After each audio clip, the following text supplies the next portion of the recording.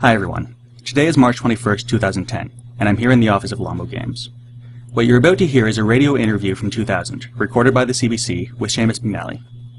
If you're not familiar with Seumas, he originally founded Longbow Digital Arts back in 1998 when he was 19, and subsequently got the rest of his family hooked on game development. Today, Longbow is still built on the foundations that he laid 12 years ago. Unfortunately, after a 3-year battle with Hodgkin's lymphoma, Seumas passed away on March 21st, 2000, 10 years ago. So in his honor, we're posting this interview. I'll also be posting a link over in the video description to our forums, where you can leave your regards and also read the very touching eulogy written by his mother, Wendy. Anyway, I don't want to talk for too long, so without any further ado, here's the interview.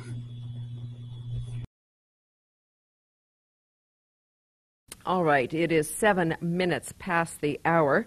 You're listening to Here and Now, and what about this Canadian success story? In a new computer game called Treadmarks, the objective is to win a tank race by driving your tank across the finish line faster or by blasting your opponents to bits. In real life, the designer of the game racked up a different kind of victory last week.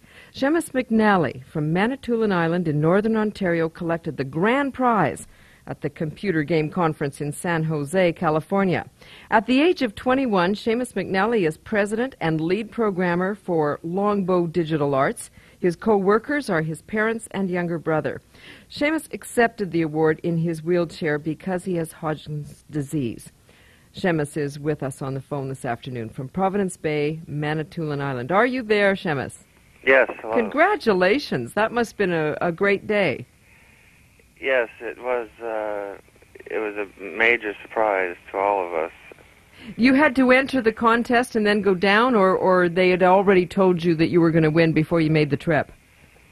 No, we actually had to enter in, I think it was the beginning of September, 99, with our basically final entry for the competition, which was a playable version of the game. And we had absolutely no idea that we would win anything up until the very end. They did choose 9 finalists a couple of months before the...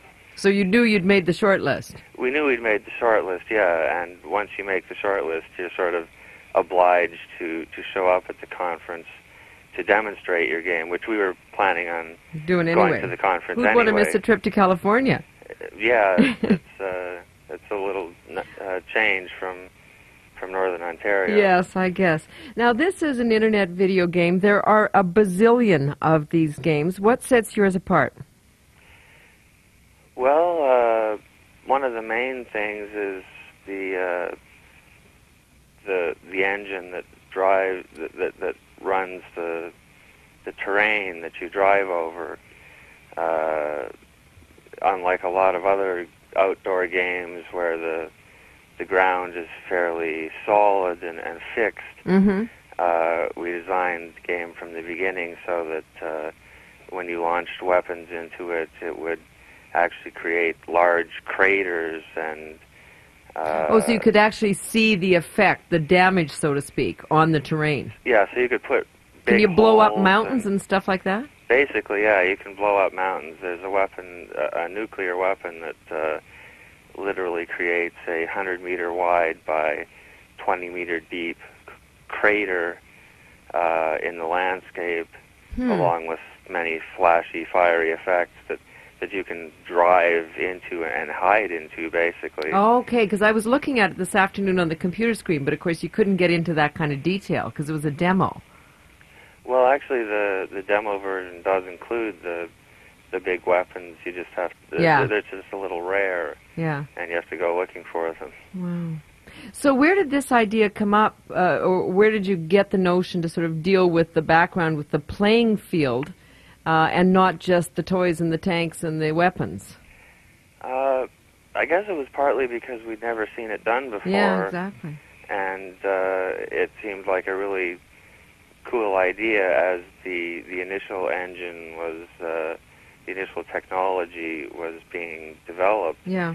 It was just a natural feature that could be added to let you, build mountains and craters and extend rivers and such in real time while you're playing. And we thought that was a really neat idea that we'd like to see in a game, so we kind of structured a major part of the game around that feature. Now, I gather that these things started out as dune buggies, but you upgraded them to tanks. Yeah, that was one of the things. We started with dune buggies on a very simple terrain, and then sort of had the idea for making the terrain modifiable, and we went through a few ideas like maybe magic or putting really big weapons on dune buggies, but that didn't seem to really fit. So come on, fess up! You just turned them into tanks so you could sell it for $1 million in the United States. Well, actually, tank games aren't the most popular kind of game, really. So it didn't really have anything to do with trying to make a buck. It was more just that switching to tanks, racing around with high-powered weapons seemed a lot cooler than little dune buggies. Right. But here's my question. Will you make $1 million? I imagine a lot of people, once you won this award, were floating around. Well, that is a good question.